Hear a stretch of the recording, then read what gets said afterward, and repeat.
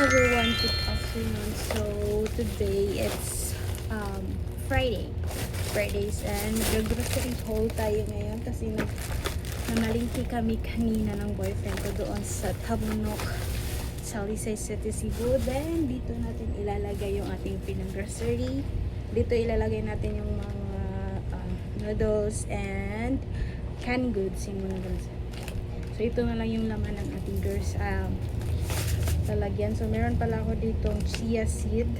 So order ko to online. Tapos meron dalawa na lang yung canned goods namin. Ay tatlo pa pala. Ulam.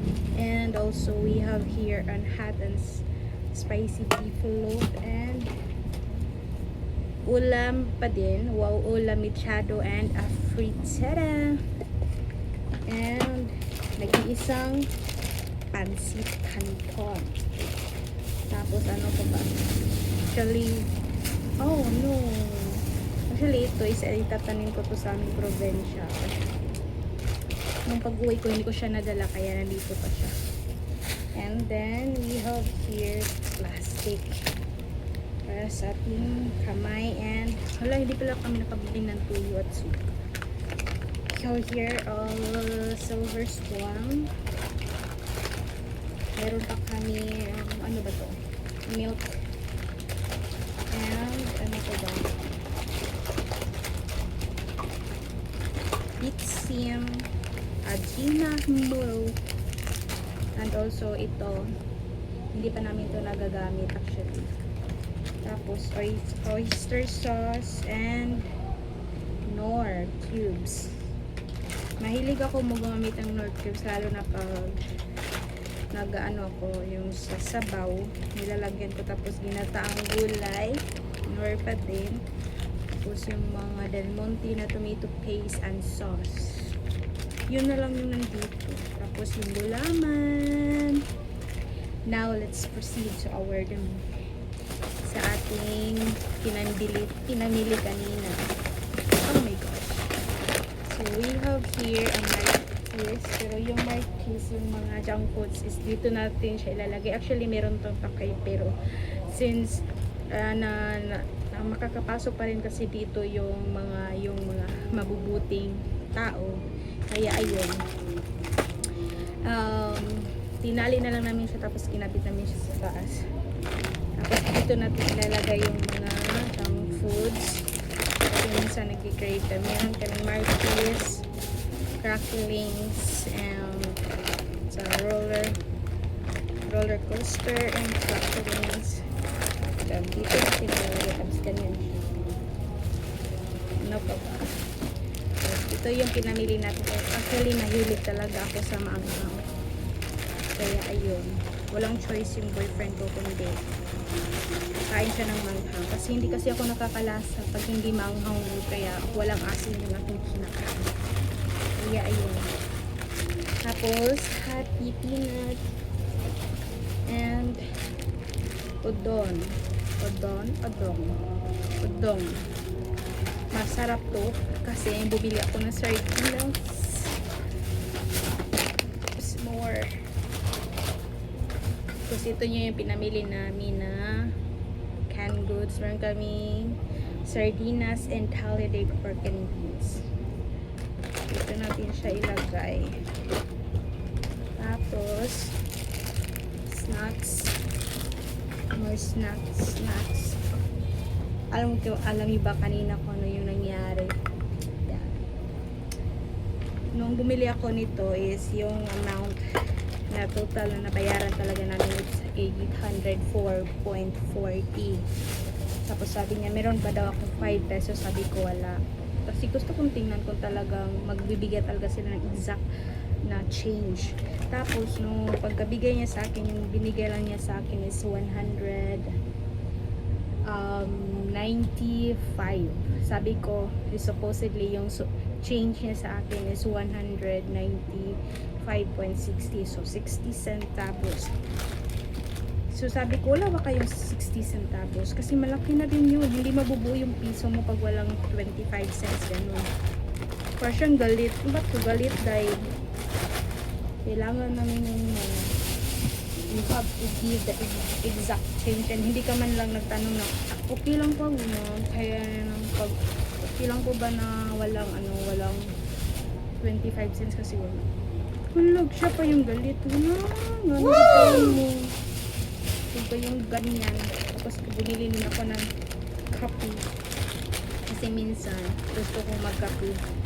Kaya, ayan siya. Puno na ulit yung ating, grocery bags. So, ito na siya ulit.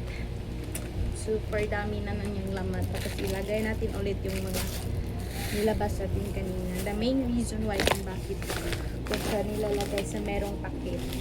Kasi marami kasing RAP dito sa lumalabas sila paggabi tapos kinakain nila yung mga pagkain natin. Kaya ayun. So, meron din kaming apple. Actually matagal na ito. 2 weeks ito sa amin. Alam niyo ba yung problema dito sa amin? Mas mabilis pang maubos yung junk foods kaysa mga fruits. Sa carbon ko pa to nabili. Actually, hindi to sira. Ano lang siya, per wait lang. Just for a while. So, ayan. Pagkatapos nun, is bumili din kami ng tapos na yung ating grocery para sa ating mga uulamin and snacks and all. Tapos, ito na siya yung snacks natin. Abundance. Alam nyo guys, gusto ko talagang mag-farming. Kaya lang, for God's sake, wala pa tayong lupa. So, basically, mahirapan tayong magtanim. And super, yan. Meron tayong half tray of eggs. Bumili din tayo. Yung half tray eggs is, nabayaran ko is 135 pesos. Tapos, kasama na to sa pinayaran natin 800 kanina 804.40 cents. Ang lakas ng ulan, I mean hindi siya ulan, yung hangin, grabe ang lakas. Wait lang. And then this is good. So, ito yung ating mga soap. So, yun. So, yung lalagyan na soap is yun. Para siya, ano ang tawag dito? Basurahan. Actually, guys, basurahan talaga to. Pero since, naman siya, wala naman akong lalagyan ng soap. So, kaya, dito natin ilagay. Huwag kayong mag-alala kasi, gusto. And meron tayong dito, actually hindi to sa akin, sa kapatid ko to na lalaki. Bumili kasi siya kahapon, I guess. Tapos, pag ako nag-grocery, pagdating ko dito sa bahay, is yung mga nauna kong pinamili is lagi ko silang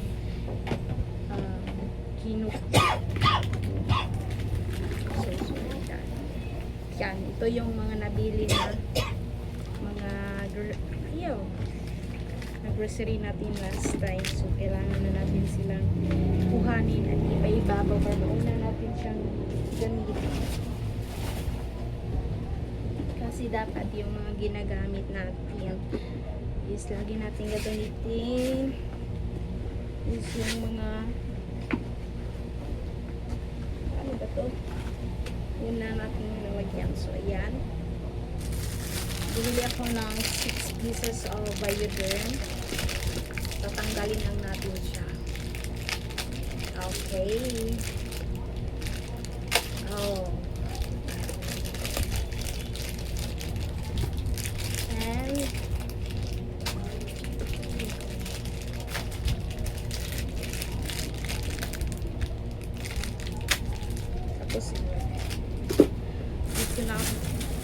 tapos bumili din ako ng Aniel kasi yung gamit namin dito na water is ano siya, deep well siya, yung water pump ganon, puso na ganon.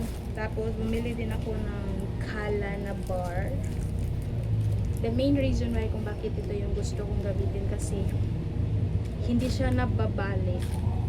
Hindi siya nabalik pag ginagamit mo siya pag naglalaba ka na. Tapos yung ating shampoo. Actually, yung shampoo ko wala talaga akong exact na kung ano yung gagamitin ko. Kung ano, either Palmolive or Sunsilk yung aking ginagamit. So, pink or green na Sunsilk. And also, either kanina shampoo, Palmolive na pink or yung para siyang maroon na Palmolive, yung avocado and gano'n. Oh, shit! Nasira ko pa siya. Oh my god, I'm so sorry. Kailangan ko pa siya unahin. Dapat ko sana unahin yung sunset. Yan na. So, dito natin siya ilagay sa gilid. Tapos, next, itong mga shampoo.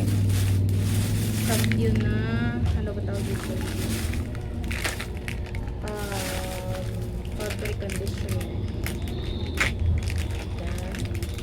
Tiga-anin yung binili ko. 6 na blue, tapos 6 din na floral. Yung blue is ano siya? Ano bang tawag dito? Fresh day. Ito yung sa pink.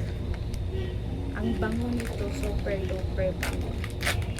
Tapos yung sa pink naman, hindi ko alam kung anong tawag dito sa ano na. Ayan, pink fresh. Tapos pink fresh yung tawag sa pink. Tapos yung sa ano naman, blue is fresh day. Yun. Super bango nito, grabe. Oh my god. Ang hirap niya, ha? Masirap i-ano yung skin. Pag tuwalay.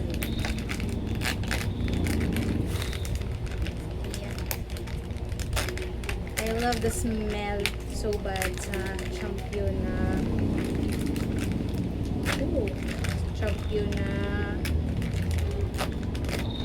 shampoo na ano ba, fabric conditioner. Mild lang siya. Tapos bumili din ako ng Sunbrox na ganito. Mas gusto ko siya gamitin kaysa doon sa ano, yung sa nakabattle, kasi natatansya ko siya. So isang ganito yung ginagamit ko. Pinaghati ko na siya sa mga upper and lower na mga damit. The main reason why kung bakit ako naglalagay nito, para masanitize yung ating mga sinusuot. Kasi nga diba, kung saan tayo, kung sino-sino yung ating nakahalo-bilo sa so, para na din masanitize yung ating damit. Kasi meron siyang yung ito kasi meron kasi siyang ano sa yung mga COVID-19, yung mga SARS, yung mga basta any kinds of virus. Ganon. Tapos ito yung ating powder wings. Okay? Top reason kung bakit wings yung aking ginagamit sa aking pag-wig. Okay. Top reasons kung bakit wings yung aking ginagamit sa aking powder. Actually, gumagamit din ako ng SOR, ng Ariel, ng mga kung ano-ano pa. Isa sa pinaka-top reason, hindi siya sa mainit sa kamay. So, hindi magagasgas yung kamay mo pag naglalaba ka. Hindi masusunog yung kamay mo pag naglalaba ka. So, very soft pa din ang kamay mo pag naglalaba ka. Hindi siya alam niyo ba yung, napapansin niyo ba yung mga kamay niyo pagkatapos yung maglaba is magbabakbak siya, ganun. So, naghahanap talaga ko ng mga yung mag-work talaga sa akin is wings. Tapos yung ito. Kasi meron pa ba ako dito. Yan. Hindi siya mainit sa kamay pag naglalaba ka. So, hindi magagasgas yung, kasi minsan diba, gumagamit pa din kayo ng mga Sunbrox para lalong-lalo na sa mga white t-shirt natin. Kaya ayun, as much as possible is yung mga ginagamit ko na mga sabon is mild lang yung amoy. Aside sa mild lang yung amoy, mild lang yung kanyang, kasi hindi siya masakit sa kamay. Kasi nung naglalaba pa ako doon sa aking work before, lagi ako naglalaba. pagkatapos ko talagang maglaba ay mahilo sir dang ako ang kamot, like masama gid siya sa sabon. Sabi, akala ko kasi noon dahil sa dami ng aking nilalaban, ngayon madami din naman yung aking nilalaban. Every week ako naglalaba ko siya. Tapos ito na yung ito na lang yung nabilin ko. So doon sa binila namin is wala siyang kana, kaya ayun binili ko. Ayan. I'm just so happy. So yan lang yung lahat yung ating nabili. Yun lang yung lahat. So ito yung ating nabilin last week. Actually bibili ako ng mga hindi pala ako nakabili ng toothpaste. Yung toothpaste namin, ito na lang.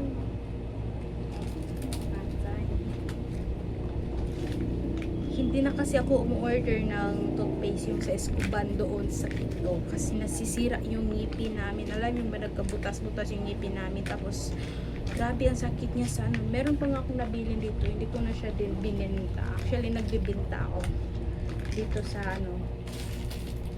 hindi ko na siya bininta kasi nasira yung ngipin ko. Meron siyang butas. Actually, yung ngipin ko talaga walang sira. Wala ako. Hindi kasi ako mahilig sa matatamis. And then, sad to say is nasira siya. Tapos yung ngipin din ng boyfriend kasi nasira siya. So, ayun. Therefore, I conclude na dahil yun sa toothpaste namin ginagamit kasi wala talagang sira yung aming ngipins. Kahit na before pa kami nag-use ng Escoban, pero nung after ng mga ilang months kaming gumamit ng Escoban, parang laging nangingilo yung ngipin namin. Yun pala is meron siyang butas. Sira siya. Kaya ayun, nag-ano na lang kami, nag-shift na lang kami ng Colgate or either Colgate or Close-Up. So doon na lang talaga kami nag-stick. Bahala ng mahal. Kasi mas makakamura ka talaga doon sa Escoban. Kasi nga ang dami nilang pa-promo, ganun, bandol-bandol. Pero dahil hindi safe siya dahil that is based on our own experience. Pero hindi ko sinisiraan yung brand ha. Pero baka sa inyo nag-work. Pero sa amin wala. Yeah, that's all. Yung lahat. Ay, meron pa pala. Bumili din ako ng bulads. There, this is the bulad. Actually, pag nagbibili ako ng bulad, hindi masyadong marami kasi minsan is nagmo-mold na siya. Yung nangumulaklak, ganun kasi. Ayan, tapos bumili din ako ng charon. Actually, nagtitinda ako nito noon nung nag-aaral pa lang ako ng second year and third year college doon sa aming school. And oil and munggo. So magmumunggo tayo kaya tayo bumili ng charon. Pero hindi pa ngayon. Maybe in the future. In the future pa lang ang tagal. Yun lang. Tapos ito na yung aming receipt sa aming pinamili kanina. So it's not that long. Kasi wala talaga ganyan nun siya. So mahaba na din siya. Mas mahaba siya sa mukha ko. Kaya ayun. Yan lang so far yung aming nabili. Yeah. Yun lang. Bye bye guys.